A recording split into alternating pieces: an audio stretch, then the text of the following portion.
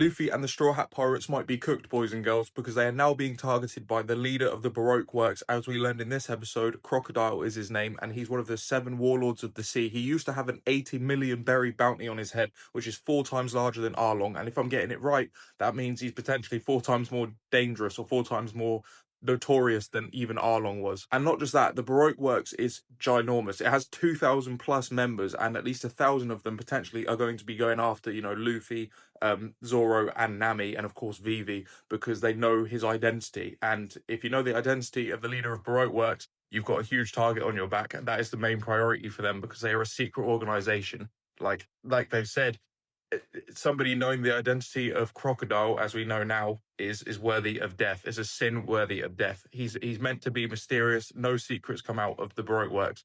If you know anything, see you later. And the true intentions of Crocodile was revealed in this episode. It's not to create some sort of ideal nation. That's probably a way to get more members in the door for him. The real reason is he wants to take over Alabasta. Alabasta, from what we've heard, used to be a very peaceful place, but now there's been a revolution spearheaded, or at least the people have been manipulated by the Baroque works into civil war. I don't know how exactly the manipulation happened, but if Crocodile is able to get 2,000 members to work for him, then I'm sure he's got some sort of strategy in order to create a nation that's under complete chaos and plunged into civil war. Why has he chosen to target Alabasta specifically? We don't really know that yet, but maybe it's because of the fact that it was a peaceful nation, so it could have been easier to manipulate certain people. But regardless, as Vivi knows the identity of Crocodile and what exactly he's planning, in order for her to save Alabasta, she needs to get back there really quickly and tell the truth to whoever has been manipulated by Crocodile and the Baroque works in order to stop the civil war and stop her nation being destroyed, potentially, with destroying itself.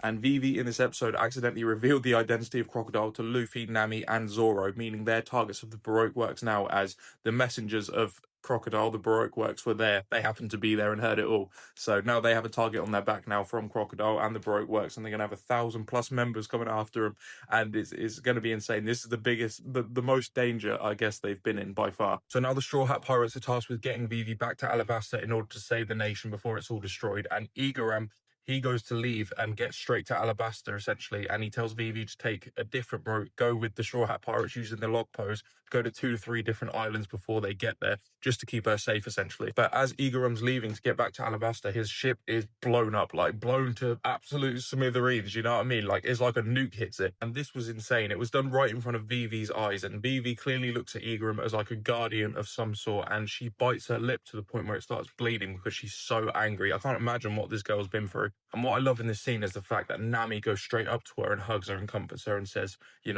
Crocodile and the Baroque works are nothing. We'll get them, we'll defeat them.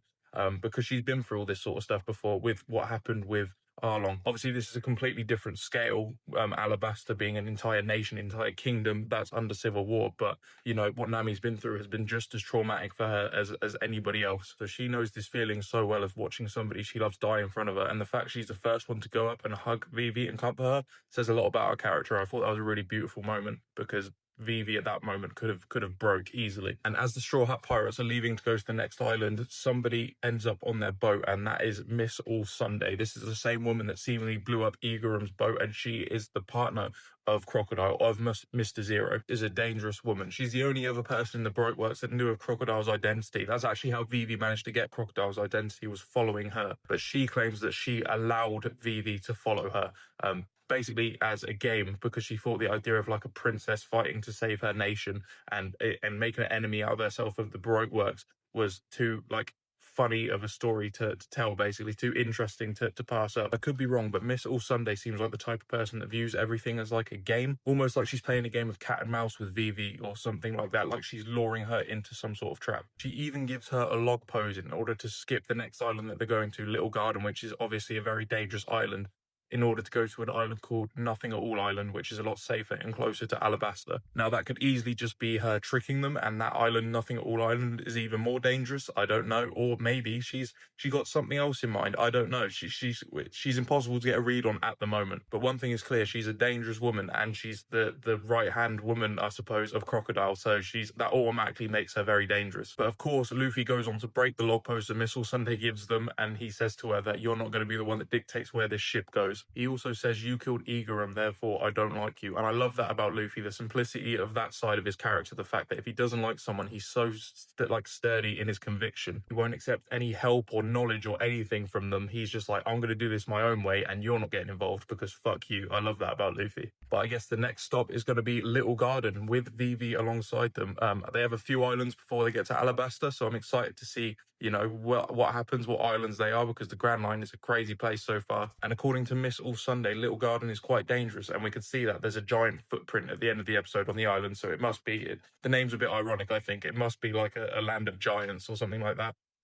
But I'm excited for Vivi to join the Straw Hats for a little bit. I'm excited to see her character sort of like develop and see what she's all about, because every character in this show has so much like depth to them, and I'm sure she's exactly the same. I mean, she's the princess of a crumbling nation that's under civil war and is being attacked by the Baroque Works, this crazy criminal organization. She's going to have some interesting stuff to say, I'm sure. But yeah, this episode is absolutely crazy, and forward to Alabasta. Let's go.